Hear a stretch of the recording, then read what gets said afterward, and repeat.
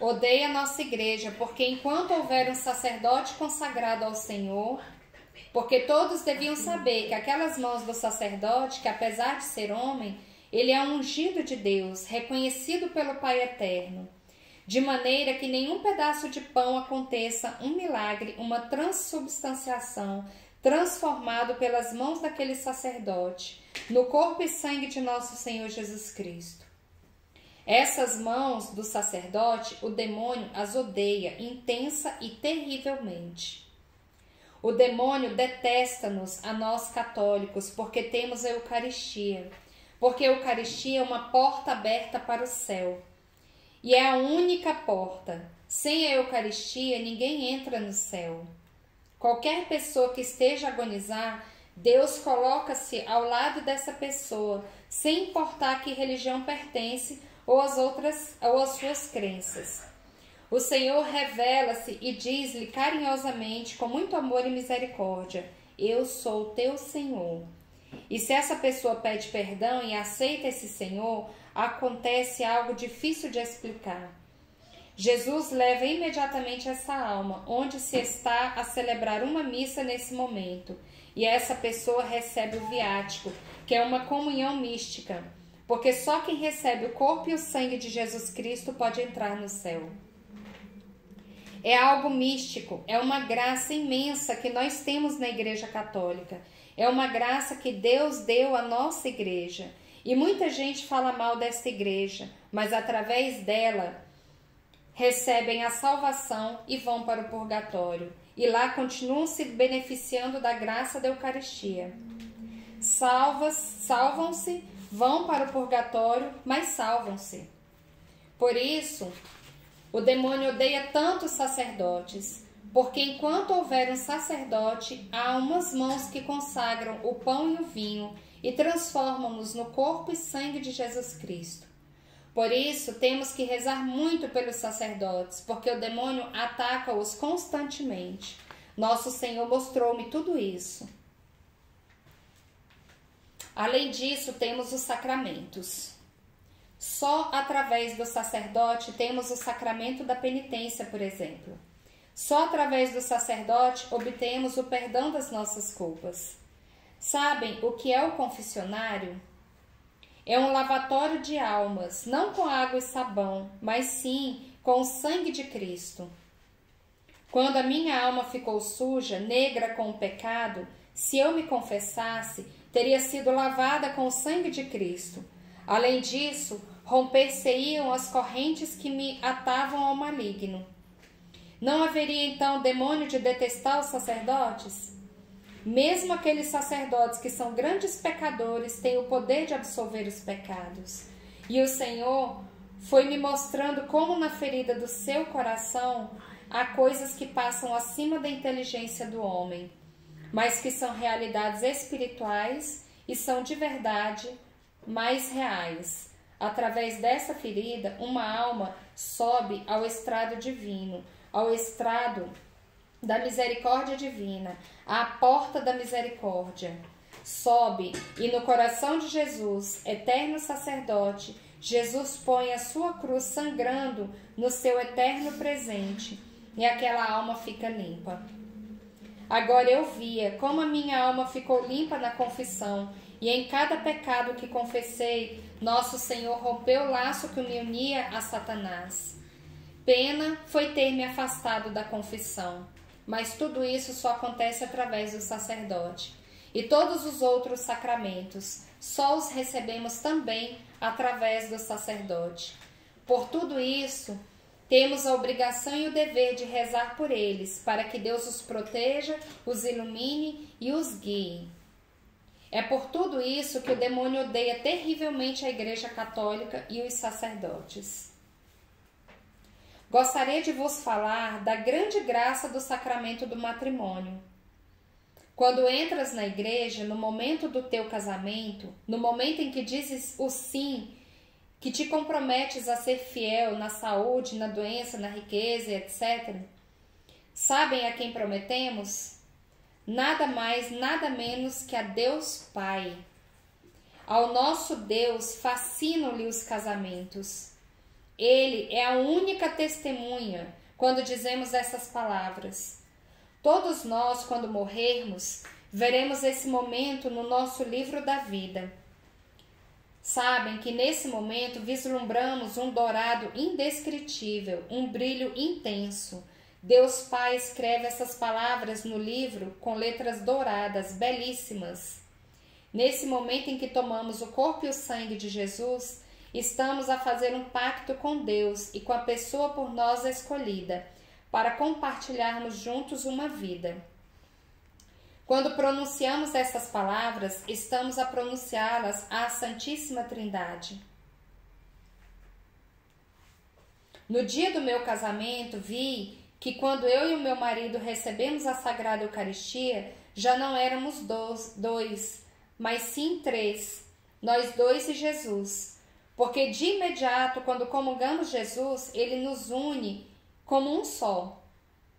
Coloca-nos no seu coração e passamos a ser um só. Formamos com Jesus uma Trindade Santa. Não separe o homem o que Deus uniu. Agora eu pergunto, quem separa isso? Ninguém. Ninguém, irmãos, pode separar isso. Ninguém depois de consumado esse matrimônio. E se os dois chegarem virgens ao matrimônio, não imaginam as bênçãos que se derramam sobre esse matrimônio. Eu vi como no matrimônio dos meus pais, quando meu pai colocou o anel no dedo da minha mãe e o padre os declarou marido e mulher. Nosso Senhor entregou ao meu pai um cajado que parecia um pauzinho curvo de luz. Tratava-se de uma graça que Deus dá ao homem. É um dom de autoridade de Deus Pai, para esse homem poder guiar o pequeno rebanho que são os filhos, que nascem desse matrimônio, e também para defender o matrimônio e os filhos de tantos males que atacam as famílias. A minha mãe, Deus colocou-lhe no coração algo parecido com uma bola de fogo, belíssima, que significa o amor de Deus, o Espírito Santo. Eu soube que a minha mãe era uma mulher muito pura. Deus estava feliz, regozijado. Não imaginam quantos espíritos imundos se apoderaram do meu pai naquele momento. Esses espíritos parecem larvas sanguessugas.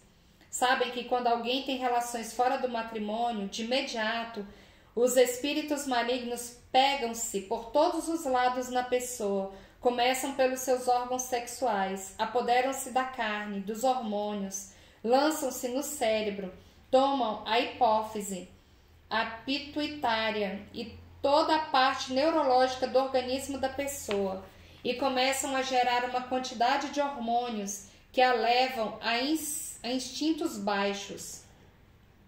Transformam o Filho de Deus num ser escravo da carne, escravo dos seus instintos, do seu apetite sexual, o que leva a pessoa a ser daquelas que dizem, estão gozando a vida. Quando um casal é virgem, Deus glorifica-se. Há um pacto sagrado com Deus que santifica essa sexualidade, porque a sexualidade não é pecado.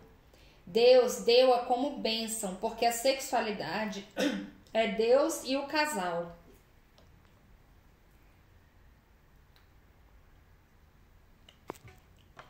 Onde houve o sacramento do matrimônio, mesmo que não tenham chegado virgens ao matrimônio, Deus está presente nessa cama sacramental, porque nessa cama onde está o sacramento do matrimônio está o Espírito Santo.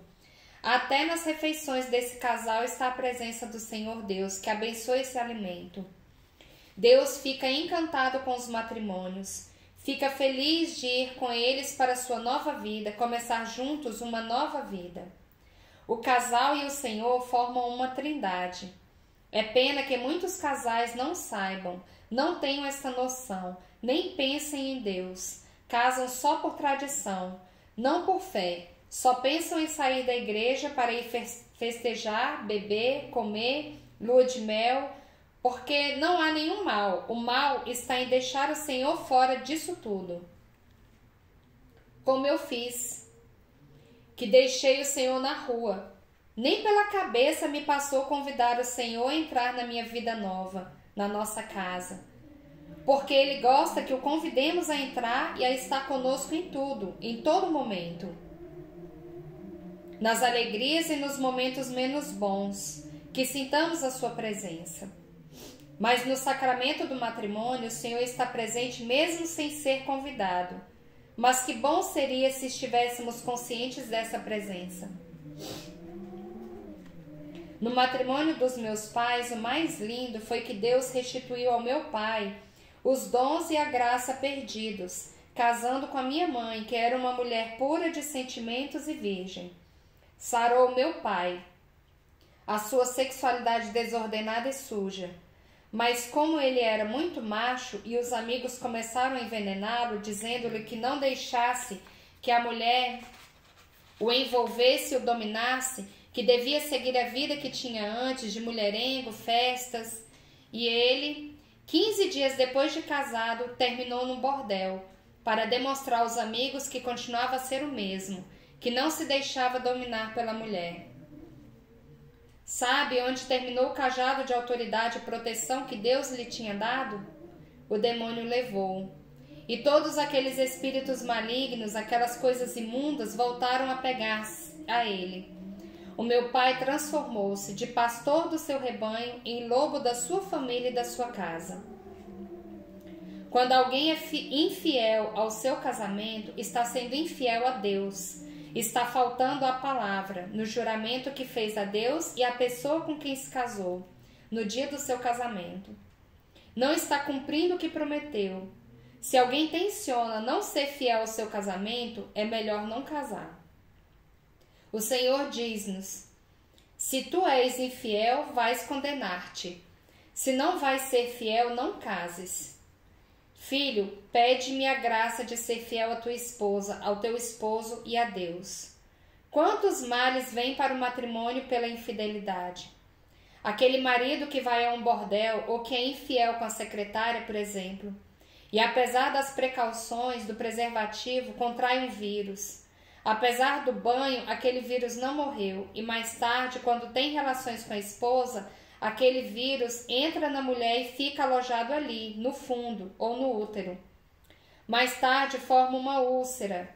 Ela muitas vezes nem se apercebe disso. E quando, anos mais tarde, fica muito doente e vai ao médico, está com câncer. Sim, câncer. Então quem diz que o adúltero não mata? E para além disso, quantos abortos se fazem por causa do adultério?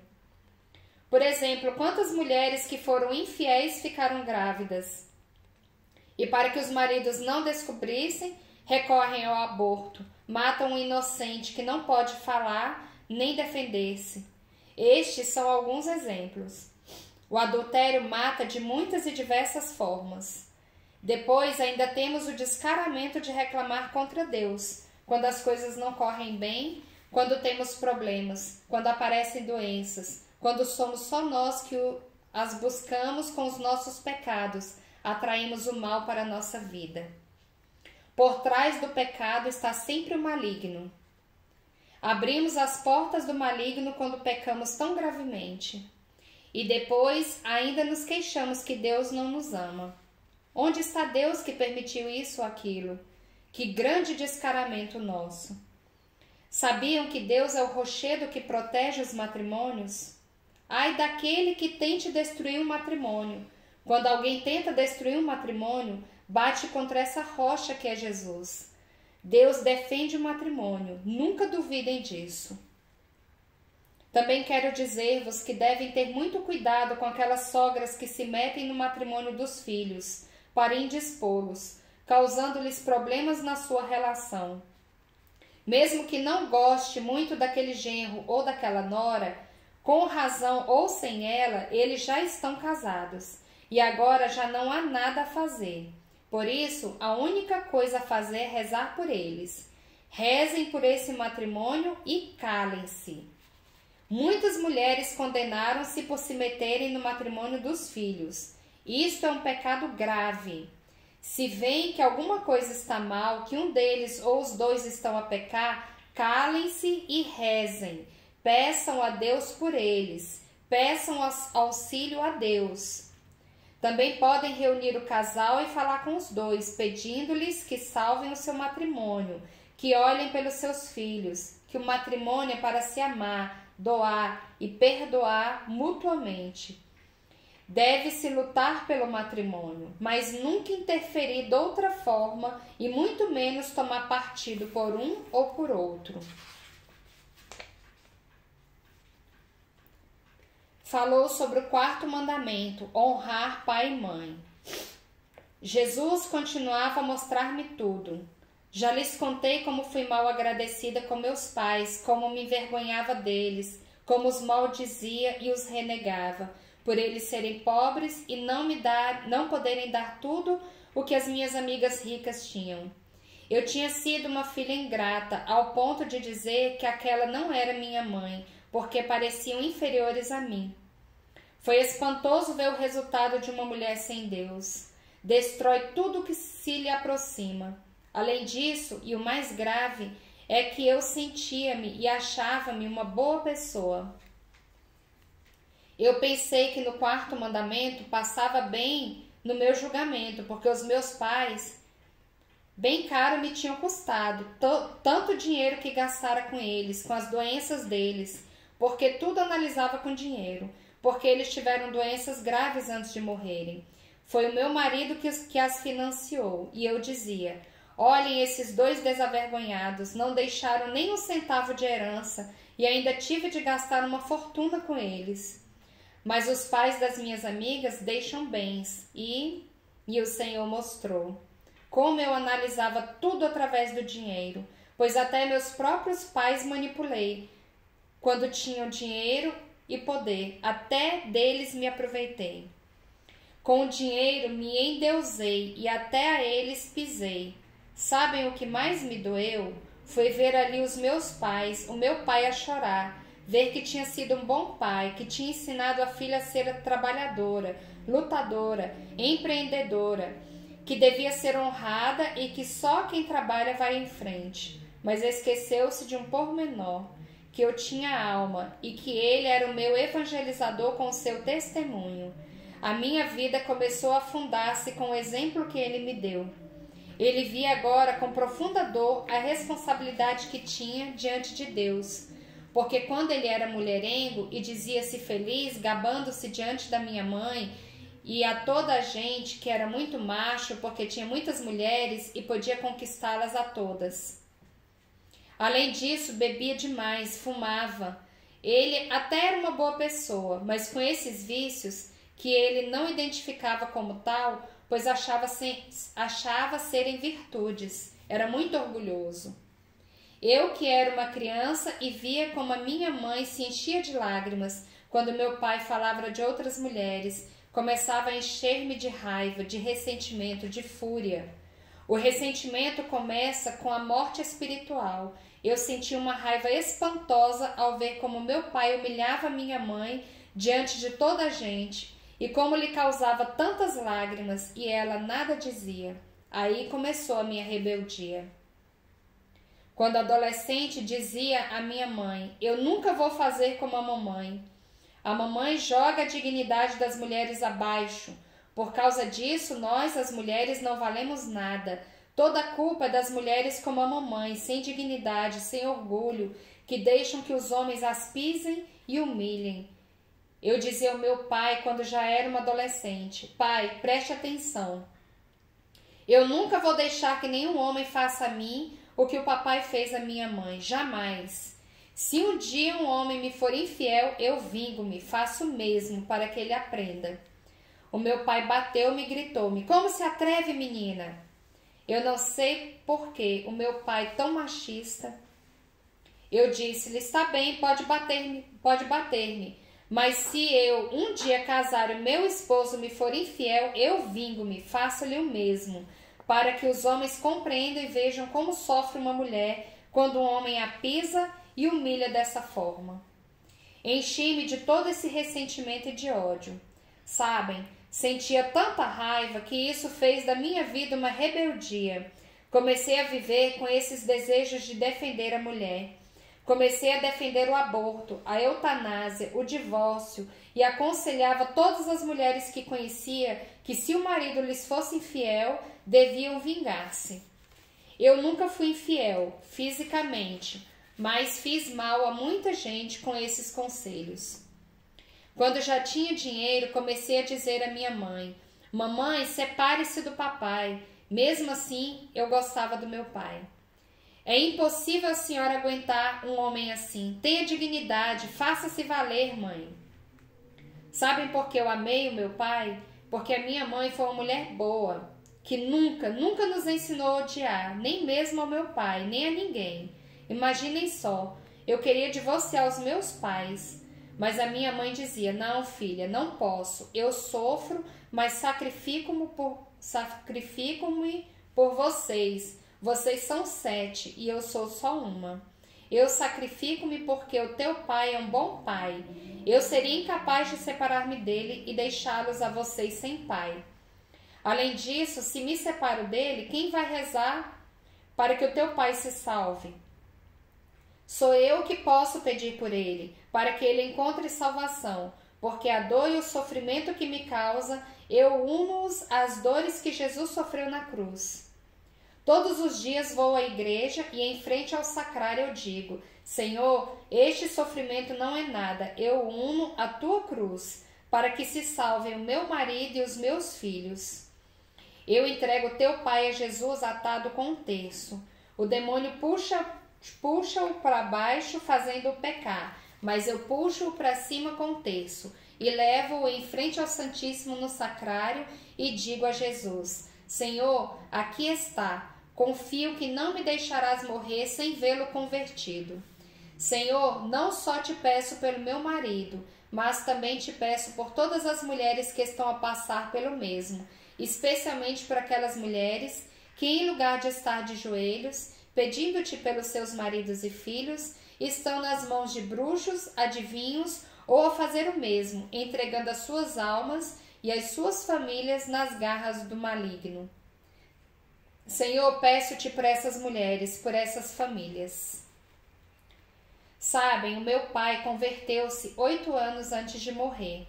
Arrependeu-se, pediu perdão a Deus e o Senhor perdoou-lhe. Ele estava no purgatório, na parte mais baixa, em grande sofrimento, porque não reparou seu pecado. Reparar o pecado é algo que levamos muito pouco a sério, não ligamos. Também muitas vezes não é possível, mas para isso o Senhor concedeu-nos a graça de reparar os nossos erros através da Eucaristia. Cada vez que vamos a uma Santa Missa, o Senhor dá-nos a graça de reparar o mal que fizemos. Deus mostra-nos lá no outro mundo a consequência dos nossos pecados, do mal que fizemos ao próximo, até de um mau olhar, um olhar feio, uma má palavra. Se vissem o terrível que é e como choramos lá esses erros. No caso do meu pai, a minha mãe dizia-lhe que aconselhasse os meus irmãos para que abandonassem a vida de pecado que levavam, porque eles seguiam os passos do meu pai. Infidelidades, bebedeiras, era uma cópia dele. E isso seria reparação. Mas sempre o meu pai respondia à minha mãe que deixasse os rapazes divertirem-se, que eles eram novos e que depois teriam tempo de mudar. O meu pai deu um mau exemplo aos meus irmãos e não reparou seu pecado. Ele chorava no purgatório e dizia: salvei-me graças a esses 38 anos de oração dessa santa mulher que Deus me deu por esposa. A minha mãe passou 38 anos da sua vida rezando por ele. Vamos parar por aqui? Lemos mais 12 páginas. Aí amanhã a gente continua mais algumas. Ok? A oração é tudo. Vamos refletir, né? Eu tô gravando o vídeo também, né? Só com essas leituras. E aí, se vocês quiserem depois ouvir novamente, é bom que ouçam, né? Como eu falo, esse livro, ele tem que ser lido e relido o tempo todo, para que a gente nunca esqueça, porque muitos dos pecados dela são os nossos pecados. Então, que Deus nos deu a graça dela voltar, nos dando a graça de conhecer, de entender muita coisa e de poder mudar, enquanto ainda é tempo. né? Então, muito obrigada pela companhia de vocês. Estivemos e sempre estaremos reunidos. Em nome do Pai, do Filho e do Espírito Santo. Amém.